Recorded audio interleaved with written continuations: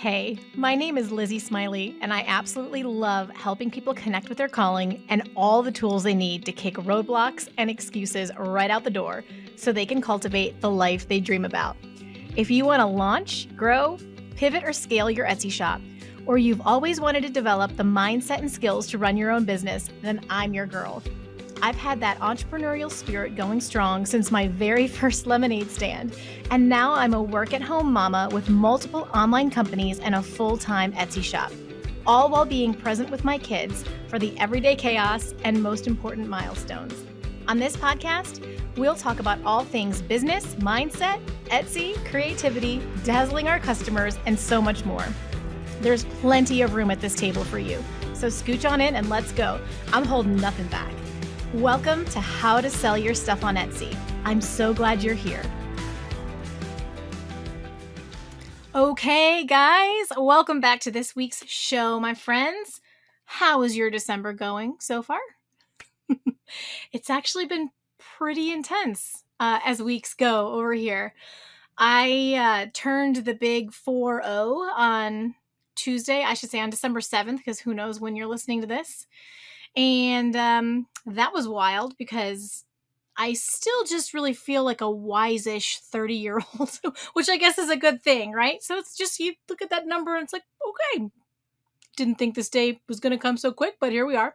But it was good. And we also now officially have every podcast up on YouTube in case you'd prefer to watch my crazy antics.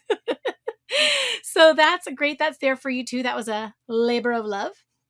And I will link the YouTube channel in the show notes for you. And today, this is a fun one. Today, we shipped our very last holiday Etsy order. Woohoo! I'm breathing a bit of a sigh of relief. I'm not gonna lie. I'm also saying a little prayer that everything arrives in one piece, as one does as an Etsy seller. So, if you missed the last episode, which was this year's holiday survival guide for Etsy, I mentioned that we put our shop on vacation early. They have the vacation mode on Etsy. Actually, podcast episode 3 talks about that in detail in my whole strategy. We use it every year. We put it in vacation mode early this year, and I'm pretty thrilled with that decision right about now. So, I'm a really big advocate for deciding in advance how much you want to work, what your goals are, what your family needs are, and letting that be good enough. I think that, my daughter, she's 6 right now and she's amazing. And I don't want her to remember just signs around the holidays. I want her to remember special family time and all that. So I think it's good to balance it. And, for so many years, I just let the business and the orders kind of drive me, if that makes any sense, rather than me driving the business. I was just going to take what I could get and run. And it worked well for a while. We made a lot of money and we really built the business up. We made a lot of sales. But if you function that way forever, it's a recipe for burnout. So been there, done that, got the t-shirt, not planning a return trip. Thank you. So this is a better model for me now. So I'm going to be focusing on this coaching business and podcast and figuring out how to serve you guys better. And I'm really looking forward to it. I'm excited. I don't even know when/if I'll open the shop again. It's probably going to be very, very different for Etsy. And I'm just going to focus here on you guys because it's so fulfilling and I love seeing you succeed.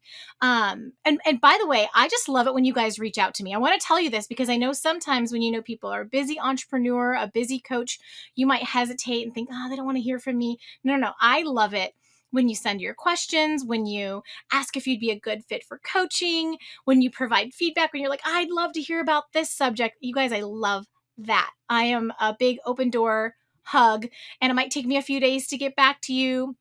I might not be able to answer any question just via email, but I really welcome you to reach out. I invite you to reach out to me. I love that. And I'm the kind of person who really hesitates with people that are an expert that I would want to. And I've been trying to get better about that. Like, Lizzie, you're worth it. And you, my friend listening, you're worth it. So if you please receive this as your open invitation to send me an email. My email, I'm going to give you my public email on the internet, not my email on the public internet. It's Lizzie Smiley, and I spell Lizzie Lizzie Smiley @yahoo.com. Or you can DM me on Instagram. I'm over at How to Sell Your Stuff on Instagram. That's kind of a newer account that we're building up, but there's fun reels over there, and I do client shout outs. It's been fun. I was spelling out that name and I couldn't help but notice I went into the cadence. Did you guys, when you were kids, or you for your kids, did you come up with little songs to teach them how to spell their name? Like, we did this for my daughter. We were trying to teach her how to spell Lorelai, and we taught her Lorelai, Lorelai, Lorelai, and then Smiley, Smiley, Smiley. I'm sorry if that's just not remotely what you want to hear today, but I couldn't help but chuckle as I was spelling my last name, and I fell into the little toddler chant. Maybe you can relate. And with that chaos, let's get into this week's topic. It's going to be a good one. And one of the most frequently asked questions that I receive from you guys is about what to sell on Etsy. Truly, people say, what should I sell? And especially, what should I sell that would fall more into the digital space? Something I don't have to make with my hands. And please, not the crafty space, is what some of you say. And I love working with my crafters. That's obviously how I've done my shop. I had a printable shop for a while too, so I do coach to that. I have experience, but I figured if so many of you are curious about what can I sell that I don't have to make with my hands, let's just make an episode out of it. And so here we are. And today is all about product ideas that you can sell on Etsy that you don't actually have to make with your hands. And a little teaser, in a few weeks, I'm doing another episode on what I think the biggest Etsy trends are going to be for 2022. I'm excited. So if you haven't already, subscribe to the podcast so you can see when the new episode drops each week. I really strive to get one out every Thursday. Sometimes I don't do a week if there's a holiday, but I'm hoping to get even more diligent about that. Maybe add more later. So, and you know what? Actually, this gives me an idea. If because of what I'm planning for 2022, if you know of an expert, social media, Etsy, something in the space that would be relevant to helping you guys as our listeners learn how to sell better, areas that you could really use help in. If you know of an expert or of a super cool Etsy shop that you love to buy from, that you love to support, and you think I should interview them on the podcast, will you please DM me or email me about them? It's okay if you don't know them. If you do know them, please introduce us. If you don't know them and you just think they'd be awesome, shoot me a note, because I am getting so excited about next year and all of the amazing guests we have lined up. I've got such a little fire going, if you can't tell, with the momentum on that. So this show's going to be a blast, you guys. I can't even stand it. So please, if there's someone you think that I should invite on the show, I want to know about them. And squirrel moment over. I'm putting a bow on it, but that was good stuff. Here we go, my friends. We're going to talk about our list of non-handmade Etsy products. And the first one is one that, a listener or a follower a while back messaged me, and I was really grateful for this. They say, Lizzie, why don't you talk about this at all? And I'm like, you are correct. I should. And so the number one thing that we're going to talk about is vintage items. So even though Etsy did start out as just strictly a handmade, things that were handmade many, many moons ago, it is now open to much more, many more choices. There are other things you can sell. And one of them that is a big trend are vintage items. So if you have something that is 20 years or older, it's considered vintage and you can sell it on Etsy. So where would you find these things? You would find them at a garage sale or an estate sale or a thrift store or a pawn shop or Goodwill. Flea markets might be great. eBay, your garage, your grandma's house. I don't know. There's so many places that you might find these things. And I think the trick is in the learning how to find the good stuff, right? So I wanted to give you guys some more value on this. So when I just did some basic research today on Etsy for, what are the most searched and shopped vintage items, it gave me this. I got this list of search terms. So these would be things to look for that will probably sell very well on Etsy because people are looking for them. Vintage rings. I got to read the list. Vintage rings, vintage sweatshirt, vintage jewelry, vintage Christmas ornaments, vintage Christmas, vintage Nike crew neck, vintage Nike sweatshirt, vintage crew neck, and vintage sweatshirt. I have no idea what's going on with the Nike, but obviously that is trending right now. maybe gives you some ideas. So those search terms, those items are going to do really well for the month of December if you want to get some listings up. And be prepared, just like everything else, it will likely shift a bit at the end of the month moving into January. So that list will probably change. But you can be certain that the vintage niche generally will continue to be a good one in the coming year. And again, the key is finding out where you can find the best stuff where you live and how to list it.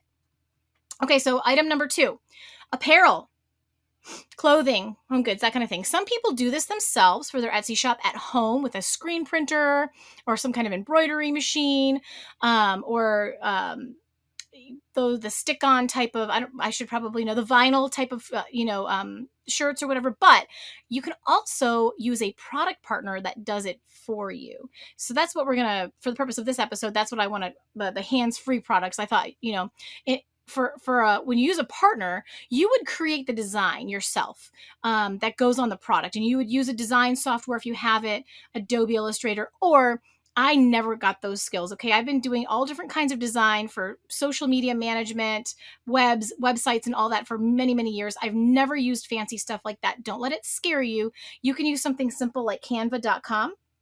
I have a link for them down in the show notes if you're not familiar, but it's so user-friendly. You'll love it. I promise. I do not have, any formal design training. I don't have any formal design software.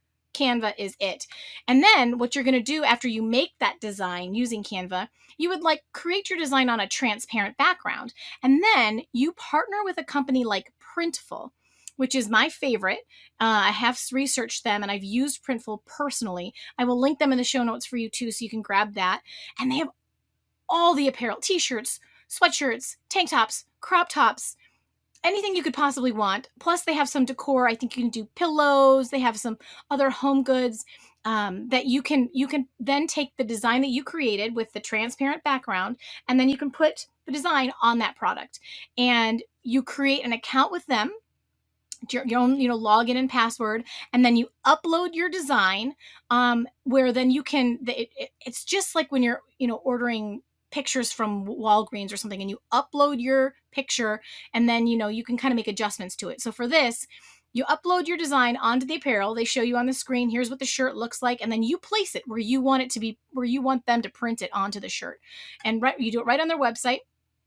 It's pretty user-friendly, guys, so don't worry about the tech. If tech tends to freak you out, this is, like I said, it's, to me, in my opinion, it's as simple as basically uploading, JPEGs or your pictures to Walgreens to get them printed. So then what you'll do is you'll integrate Printful to your Etsy shop. It's easier than it may sound. They have lots of tools to show you every step to take.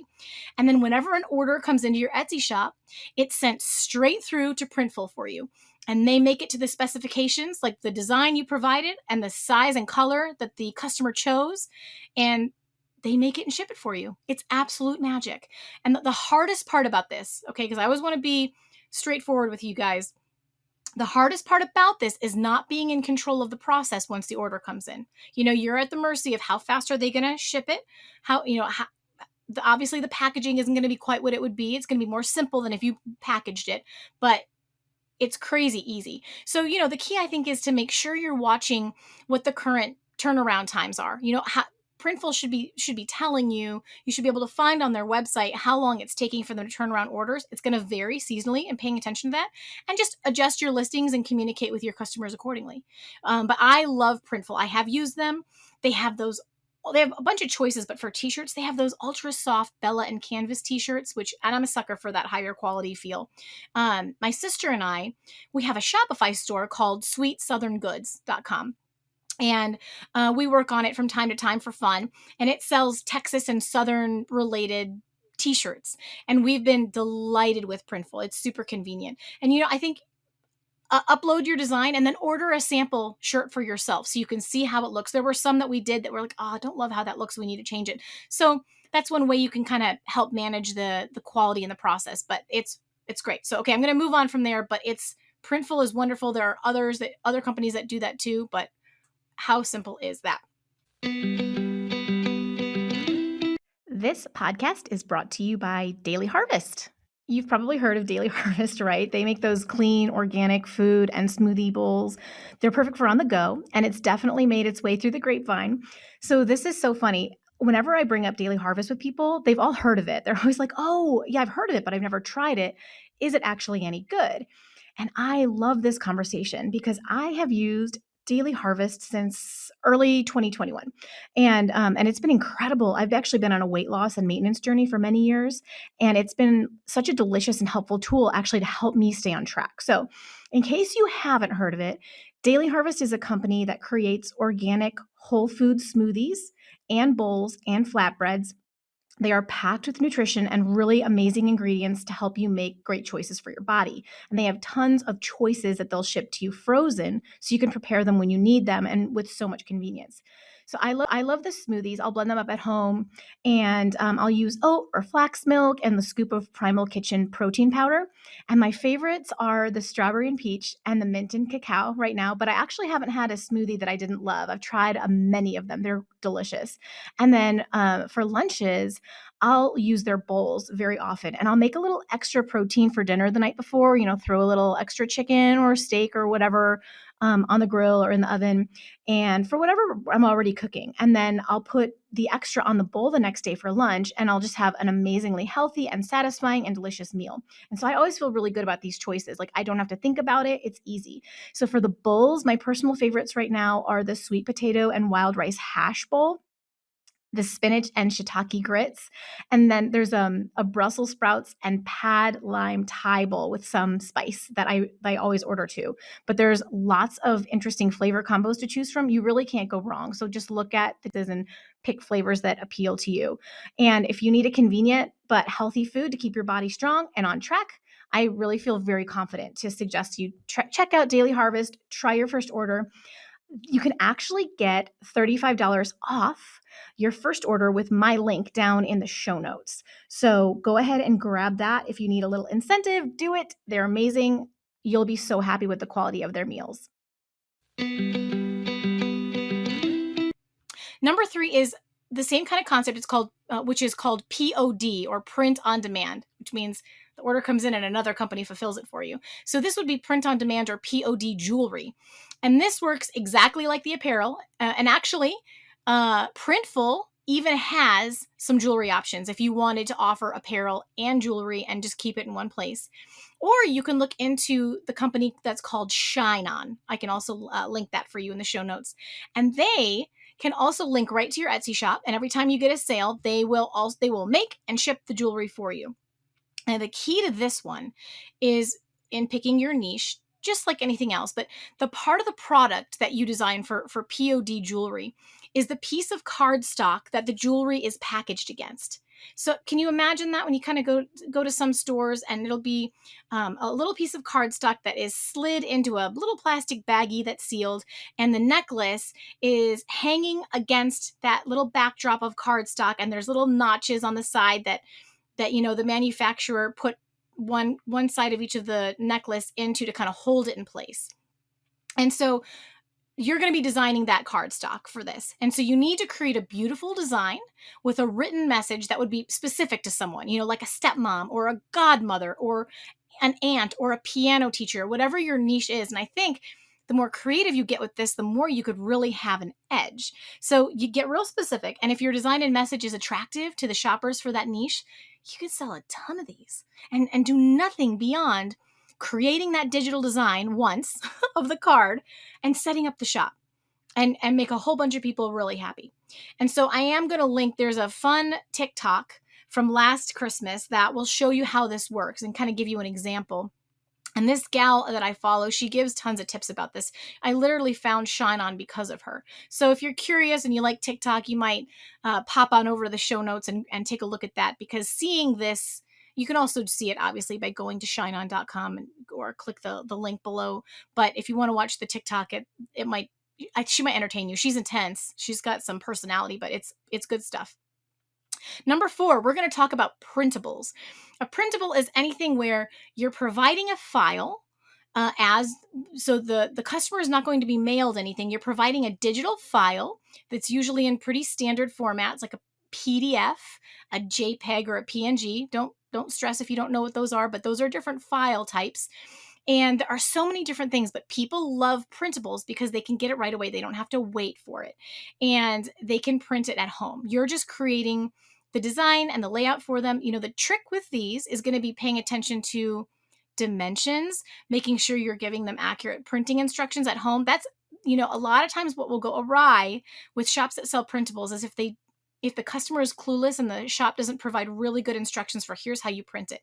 But if you think about it, friend, like, you've only got to do that once. It's not like you've got to go figure that out every day or go make something every day. You figure it out once, you can copy and paste it for every single listing you've got, and then you can just keep selling printables. So I've got a list of ideas because when I dug into this, I used to sell, well, I'll tell you what I sold, but I used to sell some printables, but they fell into one of these categories. Now there are so many categories you could do this for. So really big ones are coloring pages. If you are a designer, an artist, or you know one that you could work with, or you want to hire one, coloring pages for kids and adults are huge. So you could sell those. Decor. So that would be, pieces to be framed or hung. You're going to really have to pay attention to the printing instructions on that, right? Because they may be printing them a lot bigger. They may need to actually be taking the file to their local print shop. That's the only trick to that. But you can get things they can hang on their wall or put in a picture frame to give as a gift. Maybe there's a place for them to glue a photo on it, on the printable, and you've got the little framing around it, or some special wording there for whoever they're gifting it to. But it would be decor pieces. Then, you've got event printables, and this is what I did. So I did baby and wedding shower printables, signs for the gift table, for the dessert table, for, name tag placement, for a welcome sign. There's an endless number of things you can do for those, and people love to buy a package of them, right? They know for the shower they want corresponding little signs that they can frame or put up on each table with whatever that table is for. And I was going to share a story here. So this is a bit of a sidetrack, but it's relevant. So the one time I had a copyright violation, and it was in my printable shop, and I was very surprised because I am a very high integrity person. I'm very careful about copyright. I have done some things in the past that when I learned about copyright, I immediately changed courses. I don't want to do anything illegal. I'm one of those. My husband's a little more cavalier. I am a rule follower to the T, probably too much. But in this instance, I didn't understand or appreciate how it was a copyright violation because I was being dense. So someone reached out to me and they wanted to buy one of my baby shower kits for printables. And they asked, they wanted to play the game. You have a big jar, and it was count the Legos. They were going to put a bunch of Legos in, and everyone for the shower game had to guess how many were in there. The winner would get a little door prize. Sure, no problem. I created it, and then it was cute, so I put the listing up in my shop. Well, about a month later, I got a cease and desist letter from Lego, and they do not want you, understandably now, hello, Lizzie, using their name, their copywritten, branded trademark, I guess it would be trademarked name, Lego. So just a thought there, as you move into the printable space, you can still get dinged for for copyright. And I thought that might be a lesson to someone there. So it was not my favorite day, and I took it down right away. And it was, in case you were wondering, nothing serious happened. They don't actually want to get into a thing with you. They're just first going to send you a note via Etsy, and you can respond. And I just immediately took it down and apologized, and that was the end of that. I was fortunate.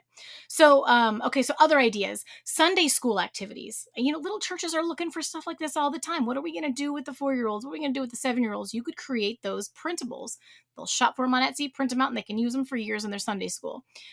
Birthday activities. I could imagine you putting together a pin the tail on the donkey, or who knows what kind of creative games you could come up with that then people can print, letting the kids do tic-tac-toe at the table, or, who knows what they're doing these days. Birthday activities. Really popular, this came out really during the pandemic, was writing practice pages for preschoolers and kinder, where they can practice writing out their letters. You could do that in a creative way. Cursive practice. Now you could really get into it. You could do calligraphy practice or training. You could add, if you're a calligrapher, you could add all kinds of fun where they can practice the lettering style. You could even sell, which we're going to get to in a little bit, as a digital style. You can almost sell it as a course in there. Homeschool worksheets. So hopefully I've got your juices flowing about printables. There are bunches of ideas and options for you there. Number 5, digital files. The world is your oyster here. Okay, this is an extension of printables, but I wanted to differentiate because there's some fun things that fall under digital files that are not necessarily a printable. So I sort of alluded to this. The first idea would be tutorials. You could provide PDFs and or videos that teach something. You could sell patterns for sewing, knitting, crochet. What is so fun about this, you guys, is you create it once and then you can just resell it and resell it and resell it. You could do cards or stationery. You could do invitations, birthday party invitation, wedding. Some people want to do, use printables for wedding invitation. There's all kinds of digital files. And when you can personalize them, oh my goodness, you're on another level too. That's good. Planner pages. This is huge. If you can get into a certain niche and provide planner pages, you can sell fonts if you're a font designer. I've purchased many of my fonts through Etsy. It was a great source for that. Presets for Adobe Lightroom or some other photo editor. A preset is just where a really good photographer puts together, these are the settings. On every photo, I adjust the brightness this much and the contrast this much and the saturation this much. And then you can buy from them their presets and make your pictures look amazing without having to know how to do it. You use their presets. So look that up if that's interesting to you. You can sell your stock photos if you're a photographer. You can sell mock-ups. So for me, with my sign shop, I often purchased mock-ups from Etsy. And it's basically where some wonderful photographer has set up a room with a wall or a mantle or something perfect for me. And I buy the photo that has that on it. And then I can digitally put my sign on it and add a little drop shadow and make it look like it's naturally a part of the room. But the mock-up, having that, because my house is not a Pinterest home. It is not going to be in Better Homes and Gardens. I live in a very real, messy, not super designy house. And that's great for us, but it wasn't great for my photography most of the time. And I didn't have a lot of variety. So I could create variety with those mock-ups. You can sell templates for resumes or other documents. You could sell you could create personalized kitchen or recipe pages. You could make journaling prompts for parenting, marriage, faith, weight loss, anything you can think of. Literally, if you can design it, you can sell it in the digital space. So many ideas. Number 6, consulting services. Yeah, this one, you can get really creative here. This one surprised me, but I specifically saw when I was researching people offering Etsy shop reviews where like they were selling these on Etsy as an Etsy listing. It was a couple $100 or $80 depending on the level of quality of the teacher. But basically they would go in and review your Etsy shop and then give you feedback, tell you what to change, do SEO research for you, give you a whole PDF rundown of what their feedback was. So you also could get creative in some kind of consulting service, providing it through Etsy. Just think through how you might orchestrate that. Number 7, you can sell supplies for anything. You don't have to make them. You just have supplies. So ideas would, for scrapbooking, for baking, for crafting, bullet journaling, gift wrapping, teacher gifts. For this one, I also did some quick research on Etsy to see what were the most searched terms for supplies. And they were, here was the list that came up. It was supplies for crafts, supplies for small business, supplies for jewelry making, supplies for resin art, supplies for journaling, supplies for pottery, and supply box. So those were the most searched terms, if that helps you out about what people are looking to buy on Etsy for, in terms of supplies. And then our number 8 is stickers. You can get them printed. This is such a trend right now. So I've never sold stickers, although I buy them for sure. I don't have resources to suggest for you on this yet, in terms of, I don't know of a good printer to get them made, but I did want to include it here because some of you are doodlers or designers and you could create killer stickers and you could sell them and make a fortune probably. Not as much as we'd like, right? Because stickers are a lower priced item, but you could still go through a lot and all you'd have to do is package them. So if it sounds like it might be a good fit for you, do some research. Find a great printing company. And P.S., if you know of one you'd like to recommend, shoot me a note because I love your suggestions and we're all in this together, right? Our 2 heads are better than one. So alrighty, I'm going to say that is my list of 8. I think it's a good chunk for today. And I really can't wait to hear from you guys. Seriously, we got to buckle our seatbelts for the goodness I've got coming for 2022. Okay. And I know we're not even done with this year yet, but I'm getting excited. And hey, I was going to ask, would you please do me a favor? As we're moving into this next year and these fun things I'd like to bring you, if this podcast has been helpful to you, would you take a moment and rate and review the show for me, just wherever you love to listen? I know it takes an extra minute, but it would help a lot. And this is how I'm able to attract some of these top quality guests and sponsors. And most importantly, it's another way to attract and get in front of more lovely people like you. I would love to be able to help more. And I would be so very grateful for your rate and review. It would feel like a Christmas came early. Or you know what I really need? A welcome to your 40s birthday hug from you. So that would be amazing if you got a moment to do that. And I value you. You guys are so awesome. I love you to pieces. It's been a joy and a privilege to come hang out with you every week and get to know so many of you.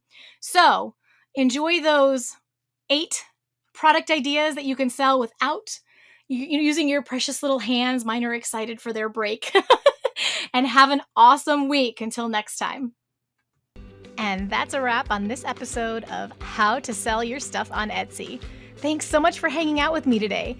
If you're looking for more resources, head on over to howtosellyourstuff.com, where you'll find podcast show notes, all the links from today's episode, the blog, courses, coaching, and more. If this episode was helpful to you, awesome. The greatest compliment I can receive from you is a rate, review, and subscribe on this podcast. Not only will it allow us to connect again on a future episode, it lets me know I'm providing you with value and helps other people find this content more easily. From the bottom of my heart, thank you for your support. Have a great day and see you next time.